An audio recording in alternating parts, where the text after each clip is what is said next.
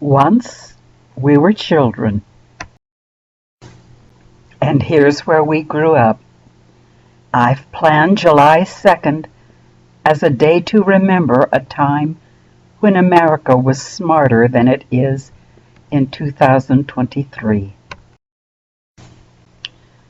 Think of Marvin Wood or Bob Heck or Miss Mary Hess or Charlie Karst or Ken Armel or Ward Baker. Imagine what one of them would think of the insanities of 2023.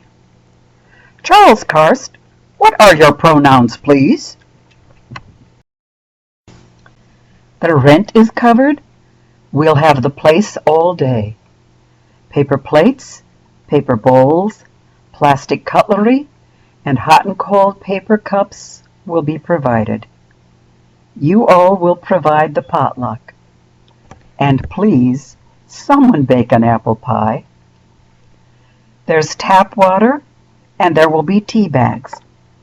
And coffee if I can figure it out. Or bring something to drink. Non-alcoholic, please. Ron and Don's sister has offered to do a euchre tourney in the afternoon, if folks are interested. There'll be delivery pizza at supper time for those still visiting. My treat. There will be fireworks in the sky after it's dark. At the end of the day, I'll need help with cleanup, please. This will be my last time in Mishawaka. I've arranged the day because there are people whom I'd like to see one last time.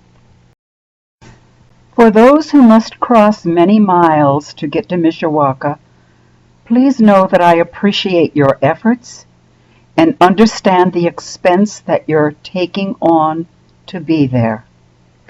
Especially because of that, my hope is to make the day worth your efforts. Also, I understand that going back to Mishawaka involves more than just crossing miles. I remember decades ago talking with an old friend from Norman Heights and trading stories about getting physically lost after a trip back to Michiana. At different times, he and I both had gotten lost in what once had been old stomping grounds. Even beyond the changes in roads and buildings, for those of us who moved away decades ago and have seldom been back in Mishawaka, the return itself can be jarring, intimidating even. None of us is 16 anymore. Those days are long gone. There are no cheerleaders or class officers or sports champions anymore.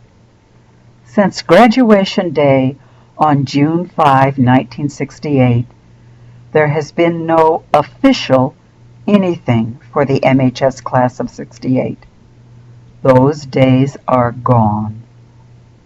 My prayers are offered for any who imagine otherwise, but those days are gone.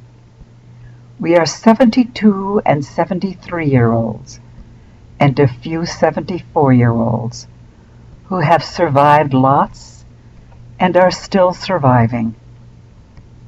Many have lost spouses. Almost all have lost parents. Some have lost children. Some are themselves in ill health. This is not intended as a day of, rah, rah, let's pretend we're teenagers one more day. For every person who is receiving this email from me, this is a sincere offer for one last chance to visit with others whom you knew when you were a child. And yes, a very few who were with the MHS 68 group have been excluded from this invite. My attempt has been to invite people likely to enjoy one another's company. My hope, intent, plan is that the day will be a gentle, kind, and enjoyable day for every person who is there. For some, it will be your last chance to see a childhood friend who dances through your memories. The day is intended for the bulk of us 70-somethings whose lives moved on, but who still have fond memories of some childhood friends. So, who'll be there on July 2nd? I don't know. That's part of the fun of a no RSVP potluck day. Chrissy and Lois have said they'll be there, and that's good enough for me to make the trip.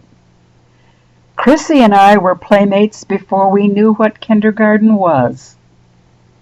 We may have still been in diapers when we met. Lois and I met in kindergarten, were campfire girls together, and served together as kitchen helpers in 4th grade. If it's just Chrissy, Lois, and me, it'll be a swell day for me. And no one's going to ask you to donate a dime to anything. But I'll give $5 to anyone who comes in a prom dress. God be with you, and safe travels in this life.